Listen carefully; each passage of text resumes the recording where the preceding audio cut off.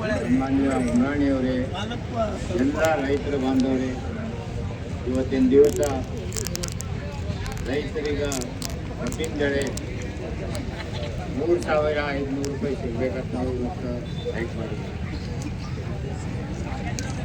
ಸನ್ಮಾನ್ಯ ಯಶವಂತರಾವ್ ಹೇಳ್ತಿದ್ದಾರೆ, ಮೊನ್ನೆ ಕಾರ್ಖಾನೆ ಮ್ಯಾಗ ಸ್ಟ್ರೈಕ್ ಆಯಿತು. ನಿನ್ನೆ ನೀವು ಯಾರೂ ಇಲ್ಲಿ ರೈತರೇ ಇಲ್ಲ ಸರ್. ಅವ್ರಿಗೆ ಇನ್ನೂ ಗೊತ್ತಿಲ್ಲ, ದೇಶದಲ್ಲಿ 80% ರೈತರಿದ್ದಾರೆ. ಆದರೆ ರೈತರು ಅನ್ನೋದೇ ಅವ್ರಿಗೆ ಗೊತ್ತಿಲ್ಲ. ಅದಕ್ಕೆ ಸರ್ಕಾರನೂ ನಾವು ಇವತ್ತು ಸರ್ಕಾರ ಆರಿಸ್ಕೊಟ್ಟಿದ್ದೀವಿ. ಎಲ್ಲ ಜನರು ಕೂಡ ನಾವು ಸರ್ಕಾರ ಆರಿಸ್ಕೊಟ್ಟಿದ್ದೀವಿ, ಸರ್ಕಾರ ಮಾಡಿದ್ದೀವಿ. ಕರ್ನಾಟಕ ರಾಜ್ಯದಲ್ಲಿ ಕಾಂಗ್ರೆಸ್ ಸರ್ಕಾರ ಬಂದೈತಿ. ಆ ಸರ್ಕಾರ ಏನು ಆರಿಸ್ಕೊಟ್ಟಿದ್ದು ನಿಮ್ಮಂಥ ರೈತರಿಗೆ ಏನೋ ಕೂಡಿನೇ ನಾವು ಇವತ್ತು ಆರಿಸ್ಕೊಟ್ಟಿದ್ದೀವಿ. ಅದಕ್ಕೆ ನಾವು ಸರ್ಕಾರಕ್ಕೆ ವಿನಂತಿ ಮಾಡ್ತಿದ್ದೀವಿ, ಈ ರೈತರಿಗೆ ಕಬ್ಬಿನ ಬೆಲೆ 3,500 ರೂಪಾಯಿ ಕೊಟ್ಟೇ ಕೊಡಬೇಕು. ಇಲ್ಲಾಂದ್ರೆ ಸರಿಯಾಗಿ ಆಗಲ್ಲ. ಇದು ನಾವು ಅವ್ರಿಗೆ ಎಚ್ಚರಿಕೆ ಕೊಟ್ಟಿದ್ದೀವಿ. ನಿನ್ನೆ ಸನ್ಮಾನ್ಯ ಯಶವಂತರಾವ್ ಗೌಡ್ರು ಹೇಳ್ತಿದ್ದಾರೆ, ಗುಂಡಾಗಿರಿ ಮಾಡ್ತಿದ್ದಾರೆ. ಅಲ್ಲಿ ಆ ಎಲ್ಲ ಗುಂಡಾಗಿರಿ ರೈತರ ಮುಂದೆ ನಡೆಯಲ್ಲ. ರೈತರು ಒಕ್ಕಟ್ಟಾದ್ರ ಅಂದ್ರೆ ನಿಮ್ಮ ಹೆಣನೇ ಕೇಳ್ತಾರೆ. ನೆನಪು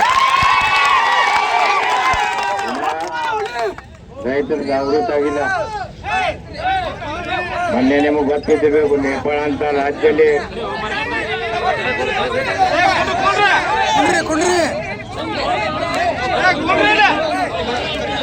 ನೇಪಾಳ ಕಳ್ಕೊಂಡ್ರೆ ಎಲ್ಲ ರೈತರು ದಯವಿಟ್ಟು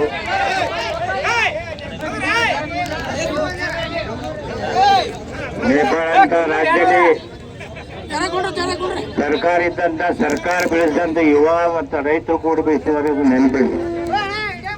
ಇವತ್ತು ಯಶವಂತರಾವ್ ಪಾಟೀಲ್ಗೆ ಒಂದು ಎಚ್ಚರಿಕೆ ಕೊಡ್ತಿದ್ದೀನಿ, ಈ ಗುಂಡಾಗರ್ದಿ ಕೆಲಸ, ಗುಂಡಾಗರ್ದಿ ಹೆಸರು ಮ್ಯಾಗ ನೀವು ಎಲ್ಲ ಇದು ಮಾಡಬಾರ್ದು, ರೈತರಿಗೆ ಒತ್ತು ಮಾಡ್ರಿ.